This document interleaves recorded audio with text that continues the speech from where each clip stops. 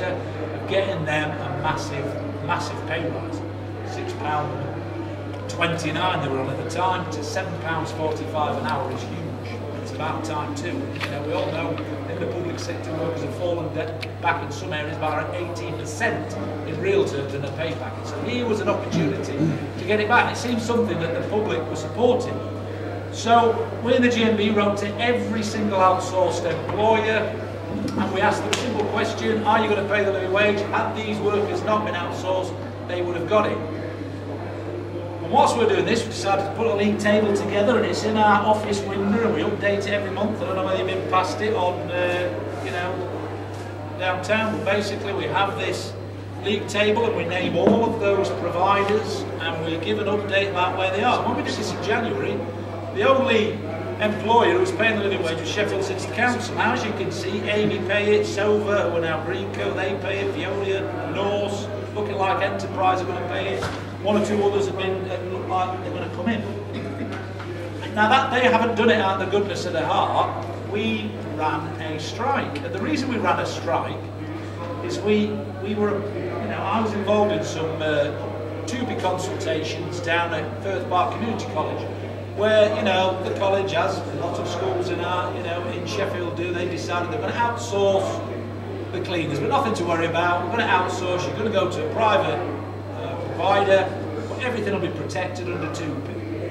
Now, this happened last year, and most of these cleaners are also the catering staff in the same school, so they've always had one job, one wage slip, and they come in and they sort our kids out, lunchtime supervisors, feed our kids, and then go home, have a couple of hours, come back to the school, and they clean the school. That's their job.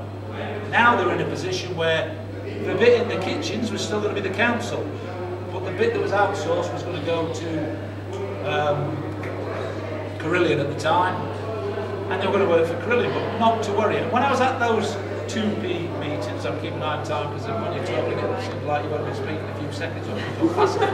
So, but when I was at that 2P meeting, I asked the question in front of these cleaners, and I said, if we get any pay rises, and at the time, it was around the time when we were getting the 250 quid for the lowest paid in Sheffield. And that was the only rise that we got. I might remember that was about 2 years ago. So I asked their HR manager, Mike Levy, I said, if we get this £250 in the council, will you be paying that to these guys because they outsourced? He said, absolutely. And they didn't. They didn't pay it. In fact, we had to fight for a year to get it. And then the living wage comes in. So you can imagine, they were incensed, these cleaners, and they said to me, I'm absolutely incensed. I'm going to get this £7.45 whilst I'm in the kitchen. I'm going to go home, I'm going to come back to the other half of my job and stick my Carillion, you know, uniform on, and I'm on £6.5 quid. It's scandalous. So we wrote to the head. In fact, we wrote to every head in every school in Sheffield and said, do you realise this is what's happening? Have you got a policy on it? And we got a lot of responses from the heads. We said, well, we didn't agree to outsource for this. We thought we were actually parking a management responsibility elsewhere and we could concentrate on other things. We didn't do it for this. I had a lot of feedback from heads saying they didn't do it to avoid the living wage. However, Park and Springs Academy, United Learning Trust, the heads absolutely did do it there to avoid the living wage. That's another story. So I said to these guys, look, we've got a lot of other cleaners, but we've got ones and twos in different schools. If I can put the pressure on in the town hall, because I know this Carillion cleaning contract's up for a re-tender, why don't we have a strike smack bang in the middle of that re-tendering process, just one day? Why don't we do it when there's a meeting in the town hall, full council? Why don't we run a petition? And do you know what? You can do something about the living wage, because if each one of you just got one of those filled in, there'd be enough here for us to call a debate in the town hall at the next full council meeting. That's how easy it is. Yeah. So there are things we can do about the living wage. So we did that, and we called a strike on the same day, put a GMB gazebo outside the town hall, asked a few questions in there. As a result, I was invited onto the tender panel that was looking at the bids, and as a result of that, Carillion pulled out. I also got a question put in the tender saying, this council is a living wage employer. What are you going to do, potential bidders or potential contractors, what are you going to do to contribute to that council goal? Not are you going to pay it, aren't you going to pay it? And as a result, Most of the schools in that school cleaning contract took the workers back on, so they're all getting the living wage. Carillion pulled out of the bid because they didn't want to pay the living wage. Norse won it, they were a trading arm of Norfolk County Council, and they pay the living wage. And there's only about 3 cleaners not getting it now out of that group of 40, 50 cleaners. And that's a company called Minster. We're going to go down there and have a protest at the school and everything else and call the contract back in because they're not ticking the boxes. So we won that and we got the living wage, and you know, it's not as simple as running a strike ballot in every other contractor. We have to pick our battles, but I can tell you, next on the horizon, Vinci, who the NUT are helping us with, we're going to ballot them. United Learning Trust have outsourced their cleaners to Ocean, we're going to ballot them. Urest, we're going to ballot them. You know, and we're going to ballot Taylor Shaw, who are the biggest culprit of all of this city for not paying the living wage, because they do most of the school catering. What we need is we need people to come on board with us. We need them to promote our petition, because I won't hand it in as a huge thousands and thousands of signatures. I'll just use it at every full council meeting, and we'll just hand 1,000 in at a time, so we keep it moving. So that's what we've done about the living wage. Quite happy to answer any questions on that. But I'm conscious we haven't said anything about 0-hour contracts. I don't know if anybody wants to discuss that. Maybe that's something we can throw open. So thank you, Peter, because that was really interesting to hear that, and brilliant to hear about, you know, the victories that are starting to be won there. One of the reasons I asked to chair this meeting, because I'm in the NUT and we are about to take on some strike action, and Peter talked a lot about schools and workers in schools and the low pay that they're on. But of course also, one thing that I know will get thrown at teachers in the coming weeks is, what are you going on strike for? You know, you're fine, you've got better pay than most people, you've got better pensions than most people. And to me it's really important that we link up the struggles, because of course we want a pay rise, we want better conditions for everyone, and I think that by teachers going on strike it actually helps those other struggles. But in order to make sure that happens, those links need to be made and we need to work together. So I'm going to throw it open, and also we haven't talked about workfare or 0 hours, so you know, anyone who's got sort of questions or experiences about that and about things that we can do, if you just want to indicate, and I'll call people in. So over to you. Just a couple of points. One point of asking a question for clarification about the Taylor Shaw thing. I've got young kids at a primary school, and I know Taylor Shaw do the school meals, don't they? Yeah. What mileage would there be in coming at it from, like, you know, playground parents' point of view as well? You know, because there's a very active group of parents at that school, and I'm sure that people will be interested in. Sorry, it's Maysbrook Bank. Yeah. That's definitely what we're planning next. We're going to test this one out with Vinci up at Bradfield, because we've got a strong group of workers there who want us to ballot them. But rather than ballot them, I think for the Taylor Shaw side, we're just going to ballot the lot. Right. Now I'm going to run an indicative ballot at first, but I think you're absolutely right. What I have already said to the managers of Taylor Shaw, so well, I've written to the heads. I'm in discussions with the elected members. Unfortunately, the elected member for education, Jackie Drake, I'm not sure she's on board with the living wage campaign as much as she should be, but I'm still working on it. But I've said we're going to come down and we're going to leaflet the parents. So we're not just going to call these workers out on strike. We'll run an indicative ballot. We will gate the parents. The GMB will send staff down. I won't let the workers do it because I don't want to get them in trouble, because they shouldn't be industrial action campaigning until it actually happens. But we're going to send people down and we are going to leaflet. Now, everything that we put out, our website's on that. Okay. If you know of any parents who would be interested in helping us with that, most definitely. You know, I think it'd be fantastic. And if we could have a group of parents giving leaflets to each other, I can tell you now, the heads do not want any adverse publicity for their schools. I've never met one that does. And I think that campaign will probably push it through for us. Okay. Yeah. Jason, you mentioned the basic income. Yeah. Which I remember, didn't the Green Party push that a couple of years ago? I can't remember. But It's still part of the Green Party policy. Right. Yeah. What level of income was that, and why is that campaign sort of? It seems to have kind of disappeared a little bit. Well, the level of income is one of the big questions, of course, because you could have a basic income where everyone gets a certain amount of money, but it's still not very much. Although there is an argument that even if people got 20 quid a week, they could rely on always getting that. That'd be better than currently, where obviously benefits stop. If you're in, you know, a temporary job that stops and then you can't claim benefits. So anything is better than the current system. But yeah, so the level of it is sort of up for a debate, and that's one of the things. One of the reasons we're doing a survey is to kind of have a little, because no one's actually gone out and asked the questions. Well, what sort of level do you think would be a reasonable level to set a basic income at?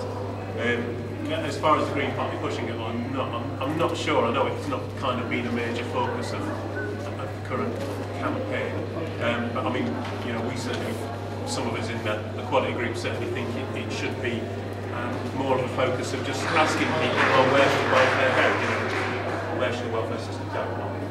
If I can answer that, yeah, it is still very much Green Party policy, Okay. and it was fully costed in our last general election manifesto, so you can back up online, and we were planning to pay the same level as job seekers now, that was the level of it. But obviously, recently, the focus has changed much more towards living wage, because that's a campaign which is winnable, and It's a lower level. Oh. well, living wage £7.45. But that's a winnable campaign. Any Green Party can add to the union campaign of that. We're very happy to at the moment. Our policy is still significant. Okay. Yes. I just want to tell my story a little bit. That I'm one of these council outsourced zero-hour contract students. I used to work for Shadow Shortstart which was employed by the NHS, but the council. The council paid the wage, but the employer was the NHS, so Shadow Shortstart.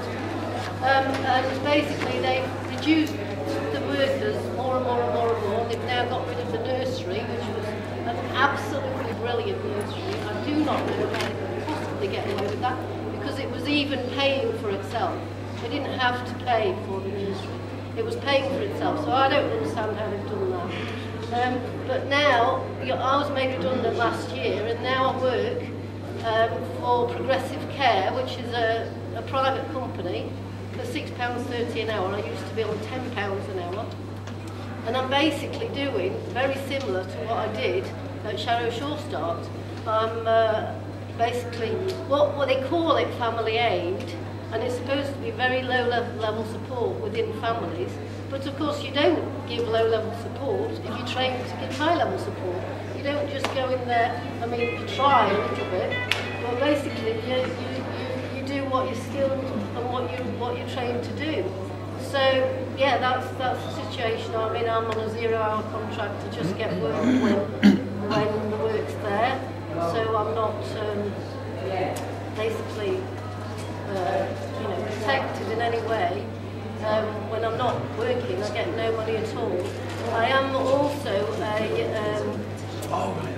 self-employed psychotherapist, but psychotherapists don't basically get paid until they have their 450 hours voluntary work. So basically that's the position I'm in at the moment. I'm just telling my story about it. And I think it would be great if I was able to, if I knew that there was a certain income coming in, which is probably not what that basic wage is, when I'm not working. And I think that's the only way to justify 0-hour contracts. Otherwise you just, what do people do when they don't get that work? So yeah, that's my story. Thank you. Just one thing I'm particularly concerned about that probably people have seen in the media recently, where these sanctions regimes are going to come into people who are actually working. So the government's saying if you're not working hard enough, if you're not getting enough hours, we're going to sanction you. So people working 30 odd hours a week, they're going to have their benefits reduced or stopped, just like people who are unemployed. And this is going to have obviously implications for living wage, 0 hours contracts, etc. So there's more of this shit to come basically. So I just wonder what people think about how we're going to campaign against that. Any other? Yeah. Just thinking about dilemmas, because public services are also very much under attack. So there's this thing whereas, you know, I think I know you were involved in the recycling, but there's no money in the recycling, so trying to raise people's pay. Well, we've done that. We've won that strike. But I mean, where does the money come from? Does that mean does it put pressure on the residents of the area? Yes. Well, in that particular one, the result of that was that an entire tier of management who were contributing absolutely nothing. One guy was on 60 grand, one guy was on 40 grand. They both had a company car. There was more chiefs than Indians. There was a huge story behind that story. That strike wasn't just about opening hours. In fact, it wasn't about opening hours. That's a complaint that people who use the site should have. We were representing the workers who were having their hours cut and having their terms and conditions cut. And we could clearly see how much money it was proposed would be saved. So we came up with an alternative and said, well, okay, if you're cutting 25% off the contract, he's on 60 grand, he's on 40 grand, there's 2 company cars there, you've got 7 managers here who contribute absolutely nothing, and then you've got these 5 small sites employing 27 people. You don't need, 15, 16 people managing 27 people. And then there's another tier of management to the council and another tier of management to the other. We won the strike because we got their hours and we got their jobs back. And since then, it's now a community interest group that run that. We sit on the board and those managers have gone. So there's another story behind that. So it didn't result in the cut switching elsewhere. It didn't result in jobs being lost. Because those barnacles on the boat who won the contract, they didn't have jobs. Until that contract was lost from the old employer to a new employer, those people came in and created their own jobs in order to win the bid. And you will never have seen them contribute anything to recycling in Sheffield. And you're right, the cuts can be moved from one area to another. But I've always said it's those workers that stand together, that shout the loudest, and that are willing to come out and fight every day, faced with what we're faced with. I've got 3 people indicated to speak, so first of all, Sarah, and then you. Okay, I indicated because I'm also on a 0-hour contract, I'm a care worker, and I think care workers are a prime example, aren't they?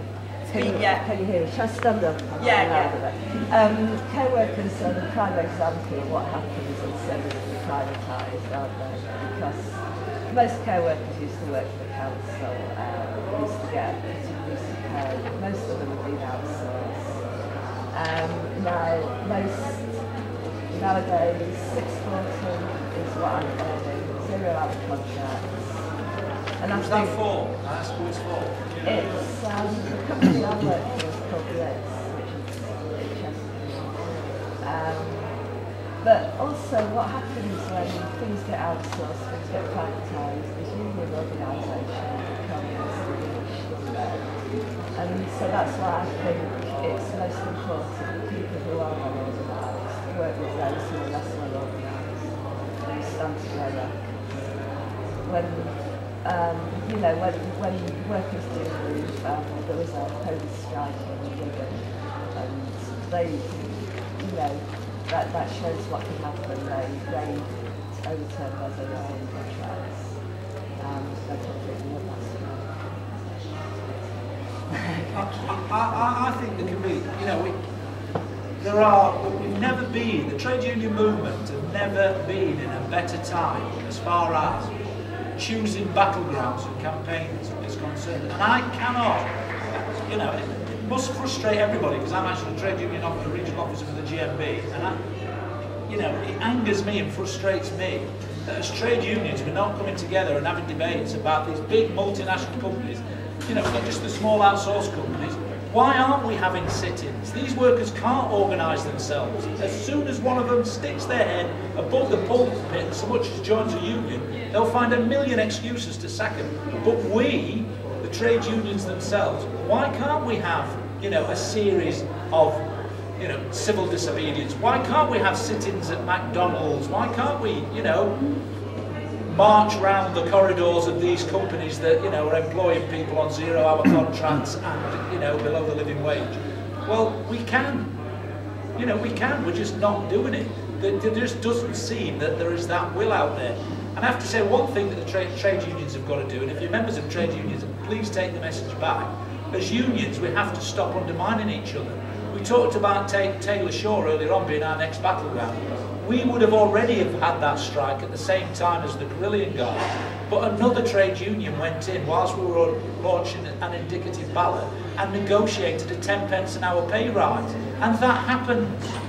You know, so as trade unions, we have to stop doing that. We have to come together in campaigns and be together and stop, you know, we have this tunnel vision in the big trade unions. It's all about recruit. And if they see an opportunity to go in and sort of deal out, you know, well, look, they're making all this noise, but look what we've got, your 10 pence an hour. 10 pence an hour for the sake of what would have been £1.50 an hour had they come and joined in that fight. So that's a message to take back to trade. I think you don't hear about the successes of the trade unions. I think, you know, so we might be led to believe that actually nobody's managing to do anything. Well, we are in Sheffield. I know the union that I'm in, the University and College Union, we've been battling, we haven't had a pay rise, I haven't had a pay freeze for 3 years. We've both worked full time all our lives and we earn about half of what we were earning 10 years ago. So even people who are not poorly paid are poorly paid. Because you aren't going to go in for your income, it's not. But if we were more aware, this is the first time we've been to this, if we were more aware that people were in battle, we would have joined a long time ago. Because what happens is you believe there isn't any point. That's what happens. If we're going to live on a boat instead of living in a house, we decided we couldn't earn any more money, so we just reduced our outgoings. But actually, if you can fight, you can win. That's clear from what you said today. Yeah. We've got a couple of people wanting to speak and only 10 minutes left, so go on. My name's Rob King, I'm a former CWU member and a former NASU team. Both organisations I've worked in, the Royal Mail and in education, I noticed that there's one fundamental flaw in the union representation within both industries, and that's the ability to enforce the workers' terms and conditions when the breaches occur. A work to rule is far more powerful than any industrial action outside the workplace, because the employer can't undermine you, because you're working to an agreed set of terms and conditions. The main failure of why the unions are losing their power at the moment, and with respect, they recognise that it's a good time for them, but they're actually losing their power in the workplace because they don't enforce the fundamental principles of a contract of employment within 28 days. They don't enforce the employment rights of members that work in an organisation that aren't members of the union and come and join in because there's a problem. It's absolutely vital that the unions look at their core objectives. When you have an individual who works for Joe Smith, the builder, who's not a member of any union, and doesn't get terms and conditions of his employment, he should be encouraged to join the union. He should be welcomed at open arms, and at that point the union should step in. Because the union's there to support his needs and to support the needs of everyone in the working class.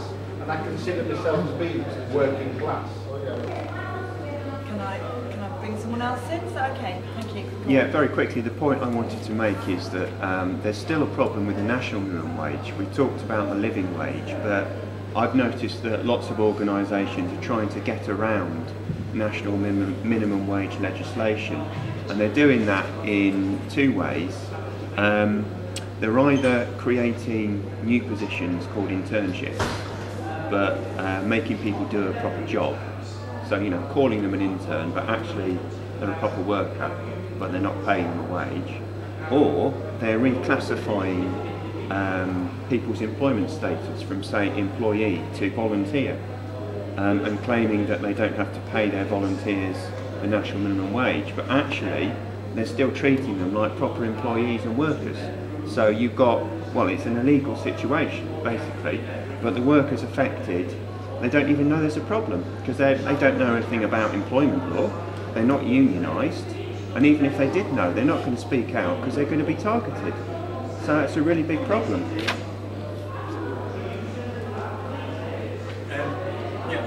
Just one point really in response to this idea, well, the issue that if we protect or kind of raise pay, we raise it from the minimum wage to the living wage and so on, where's the money going to come from? I think there's sometimes that question, and we have to go back to what I said on the stage about the British business at the moment has got 750 billion in reserves. It's just not spending. The money's there, but they're not spending it. The last quarter we saw was the most profitable on record for British business. So there's this idea of austerity, and yet the money is there.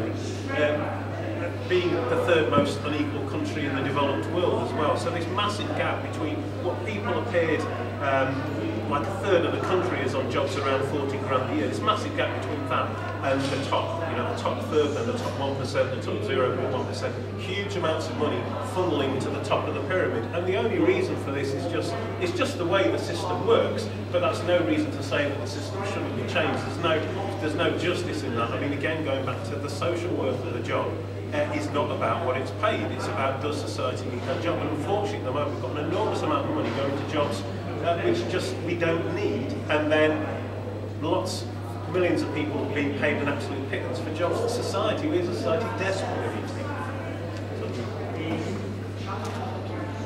What I'm going to do, because we've literally got a few minutes, so I'll bring both the speakers to sort of come in if they want to make some final points, but I just want to say anyone else wanting to contribute. And also, I know you mentioned the Hovis dispute, and that's been a victory recently. Is there anyone who knows anything about that who can tell us a bit about that?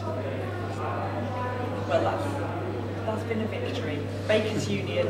So, but again, it's not something that's in the papers, is it? Anyone else want to ask any questions or? I'd like to really congratulate Peter on this campaign, which I think is excellent. But I also want to challenge the unions because they lead out whole sectors of society that seem to be most attacked by this government, that disabled, aren't working jobs at all. My wife has lost her benefits because she's disabled and apparently works. There's something like her. We need to pick up with them. So is there any way that you can include these people in their membership and in their campaign? And secondly, please unions, stop wasting your money on the Labour Party. We've listened to that. Okay. Yes, go on. Well, I'm actually the equality officer for GMB, and I do interact with local disabled groups, ethnic minority groups, whatever campaigns are going on, and I was a delegate down at our Congress this year where I called on GMB, the whole of GMB, to give unreserved support to fighting the attacks on disabled people, the benefit cuts. So that has already been taken on by GMB. So you may not hear about this stuff, but then there's a lot of stuff you don't hear about, but we are a very good union. And when it comes to equality issues, there's no stopping there. Okay, I've got two people wanting to indicate, so you'll both have to keep it very brief. You first. Yeah, my name's Andy Kershaw, and I'm a NUJ rep at BBC Sheffield. I'd just like to say that I've been really impressed about what people are doing on the ground. One of the problems we've got in the NUJ and BBC is we've got a lot of journalists with no trade union background whatsoever, and subject day in, day out to right-wing vitriolic vituperation against trade unions and people on benefits. And we're struggling with sometimes with the editorial lines that come down from the BBC as trade unionists inside the BBC. Pete's a great friend of Radio Sheffield, always accessible to come on. But if we don't know about your struggles, we don't know about what you're doing, about what your concerns about, then we can't get them on air, and likewise our colleagues in print. So I've heard from a couple of comrades this morning that I'd really like to hear about what your concerns are. We can only illustrate, we can get as many trade union officials and men in suits on as we ride, but what really illustrates how this is affecting people are real people stories on the ground, and there is a quite effective NUJ branch within the BBC, and if you get in touch with us, tell us what your concerns are, you're prepared to speak. We don't always need your name or location, but we definitely need to hear from you about your concerns. We'll reflect that and try and bring a bit of balance back into the argument. Just to highlight that Unite the Union, which I'm a member, they have got a new Unite community branch, sort of second section, where people who are unemployed, not working in the community are welcome to join the union, and you can join today if you want to, £2, about £2.17 a month or something. But basically, we're trying to get people involved in the community who are not working, who've been sanctioned by the benefits, etc., etc. So working obviously with other trade unions as well, but Unite the Community is there for people. Thank you very much. I think that's been a really good discussion, really positive, and I'll just bring Jason and Peter in to say a few final words, and then I'll kind of sum it all up. Well, for me, particularly on what you raised about your standard of living and your income, and what can we do? We will pass ourselves. Nothing has changed. The Tories haven't changed. And you know what? The shop floor hasn't changed. And the fundamental principles of trade unionism hasn't changed. And a couple of real disputes we picked up on in Sheffield, I'm not just saying it because it's GMB, household recycle centres. That was a bunch of guys coming to the union for help who weren't members. They joined, they got organised, they fought and they won. The cleaners at Carillion, they joined, they got organised, they fought and they won. The bin men, I'm always on Toby Foss show, Pete Davies, talking rubbish again. Year in, year out, they flex their muscles. We've never had a day's strike at the bins because they're a solid, powerful group of workers. They were privatised years ago. They're all in the union. You call a meeting, 170 of them turn up. They're in a private company and they're supposed to be worse off than their counterparts in the public sector. Rotherham, still in the public sector, a loader is on less than the living wage. Sheffield, private sector, a loader is on £6.67. It's nothing to do with austerity, private, public sector. It's about being organised, standing up and fighting back. What is that? You signed that petition to the Sheffield Living Wage one. Is it one? I can email you and you can put Rotherham on the top. Absolutely. Excellent. That's what we need. Eric, the GMB guy over there, nicks our stuff all the time. No, if you do that, then I can email it to my friend. Absolutely. Brilliant. Jason, do you want to say a few words? I would just say, I think the way of the most effective way of action is, obviously people getting together and people acting, but it's also that people doing different things as well. It doesn't have to, you don't feel like doing this, but you feel like doing that, then it's important just to do something. If it's something that interests you, whatever you do, to essentially use your talents, use your skills to get organised, to get people interested, because different people have different interests, different arguments, different ways of talking, engage different people, and so using the diversity of different campaigns has more likelihood of just engaging not just people in work, but kind of like wider society, and really making clear the impact of these cuts and of austerity on people. Thank you. So just to sort of sum it all up again, I think it's been a really excellent discussion. Just to remind people that the People's Assembly have called a National Day of Action on the 5th of November, which was announced from the chair, wasn't it? So, that might be an opportunity to do the kind of thing that people talked about, go to McDonald's and just kind of have a sort of impromptu meeting, whatever people want to do, any kind of action. I think this is a campaign that needs to grow and needs to have more organisation behind it. So look out for more meetings. And the message that Peter's given us to end up with, it's just about standing up, isn't it, and getting organised. Also on the 29th of September is the TUC have called a demonstration of the Tory Party conference in Manchester. Again, a really good opportunity for all of us to get together and have a united message against this government. And finally, on the 1st of October, which is when the NUT strike is taking place, there'll be a demonstration in Sheffield City Centre at lunchtime, and we want to invite speakers actually from other unions. So we'd like to talk to Peter about getting a GMB speaker from the Living Wage, because we don't want it to just be about the NUT and teachers. It's got to be broader than that, hasn't it? We've got to unite, so we need to start that struggle from here. So we've got lunch now, and then we're back at 2:15, is it? Can I just add to that? If people aren't planning to go to Manchester for this day of action, in Sheffield we are expecting the EGL here on the 21st. So if you're not going to Manchester, then it'd be really great if anyone is brave enough, to show some support for the anti-EGL movement. Yeah, no, that's a really important point. Next Saturday. 2 weeks. Oh, it's in 2 weeks' time. The demo's in 2 weeks. Demonstration's Oh, right. 29th. Same day as Manchester. No, 29th is. EGL Saturday and Manchester is the following EGL this week.